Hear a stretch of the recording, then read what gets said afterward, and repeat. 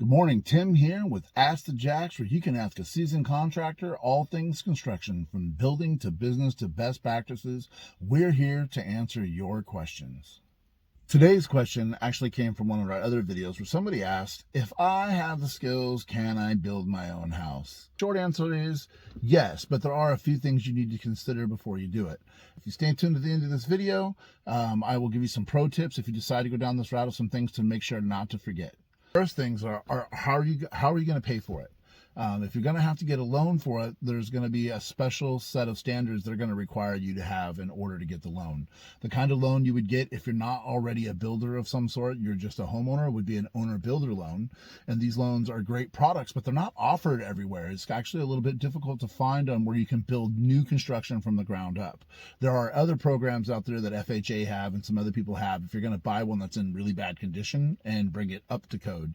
But as far as an owner-builder loan, they have very specific requirements in order to be able to get one of these. First of all, they usually require you to be a general contractor. So they want you to have the license, bonding, and insurance that any other contractor would. And so in like my Oregon state license, I had to take a test to get that license. And so in Washington state, it just costs money. So it really depends on what state it is and how good you are at passing exams. A lot of the times they're nothing to do with construction on those. It's just about knowing state codes and who to call and who's going to bust you if you get things wrong. The second thing you really need to think about after you realize, what kind of loan do I got to get? Where do I find an owner-builder loan? Is that loan going to require you to be a general contractor? Even the city or state you live in as a homeowner will probably require you to be a general contractor. The third thing is, do you have the time? It takes 6 months to a year to build a house already as it is, and that was before supply chain issues and whatever. But do you have the time to build it yourself? Because as we get into the pro tips later, you'll see that there's cost involved every month that you have to pay just because you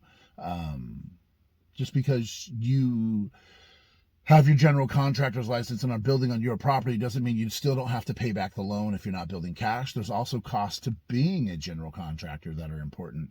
In Washington State, you're required to carry a minimum bond, which costs so much money per year, and you have to carry at least a minimum insurance, which has a cost to it per year. So, or per month, you break it down into monthly payments or whatever. So you have to make sure that you're going to be able to build this within amount of time that you have time frame for. As far as the pro tips, if you're going to go down this road, the first thing you need to remember is that when you get an owner builder loan, they're interest only. So you aren't just going to get to build this thing and not have to make payments on the loan. You're going to have to pay the interest of the loan all the way to the end of the build when they give you the final occupancy. At that particular point, they usually refinance the loan into a new type of loan, depending on who you're working with and what you're doing. And so you're still going to have to make payments on the whole time. So you need to make sure that you're financially ready to live wherever you're living if you're not living on site or whatever, and that you can make these interest only payments of $1,000 a month or whatever they're going to be, plus your taxes and insurance that are all going to be in there. Second, most people don't realize this. You have to get a special kind of insurance when you're building, a construction insurance to make you pull out.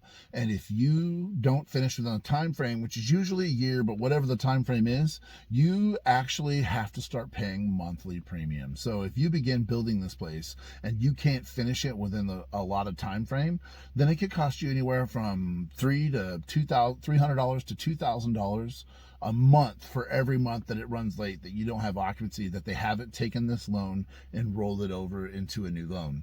So that is something to be very, very aware of, that if you're going to go down this process, you need to be really good at scheduling, and you need to make sure that whatever parts you're doing are on time. And the third pro tip is, just because you can do it doesn't mean you should do it. Just because you have the ability to be able to do the plumbing and the roofing and the drywall and the electrical and the framing doesn't always mean you should do it, because you only have so much time before you start to acquire those extra payments and those extra things. And when you start building a house, you could get builder's fatigue when you're building it yourself. Unless you have a long period of time, you're in no big hurry to move into it. You want to make sure you know what to do. I'm licensed in several states as a general contractor. I'm a licensed electrician. I can do drywall. I mean, I'm the founder of the Jacks of all trades brand here. But if I'm building my house today, I'm probably not doing the drywall. Just because I can do the plumbing doesn't mean I'm probably going to do the plumbing. I'm probably going to sub those things out. You have to know when to hire a sub, and you got to make sure that your general contractor's license that you have allows you to hire subs. There's all kinds of different general contractor's licenses you can get, especially as you start getting through different states. You need to make sure that you're capable of hiring subs, because if you're not a licensed general contractor, a lot of times subs won't come work for you, or it will cost you more to have the drywall company come in, because they're going to treat you like a homeowner and not like a general contractor. And generally, you could also, as a fourth pro tip, there is money to be saved as a general contractor. Once you set up your general contractor, you go into the lumber yard, you give them all your licensing information. Even though you're the homeowner, if you have sales tax, like in Washington, you'll still have to pay the sales tax. You're going to get a way better rate. As a homeowner, you walk into your local lumber yard and you try to buy a sheet of OSB, and you're going to pay 10 to 20% more than I'm going to pay.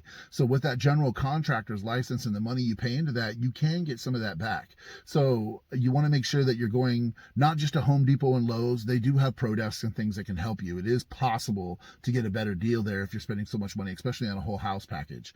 But if you're going into your local lumber yard, whatever it may be, you can definitely save money by bringing in that general contractor's information, explaining to them what you're doing, and actually getting them to bid out the entire house package. A lot of these places can do the windows, the doors, the trim. They can even sell you the roofing and everything. Just make sure if you're going to have them do the roofing that you get a company that can deliver to the roof. There's nothing worse than having to pack 85 bags of shingles a day up a ladder when you're already up on a hot roof. So these are some things to consider. As we keep getting asked questions in our comment sections and on our Facebook at the Jacks of All Trades, and on our Instagram at Ask the Jacks, we will continue to make videos and try to answer them as much as we can. I know that with building and everything changing, there's going to be more and more of them. So we'd love to answer your questions. Please leave a comment below. Subscribe if you like this kind of information and you want more of these kind of videos. I'm also going to be working on putting out some shorts for you guys, and some cool ideas to help you with home projects that'll get you through there.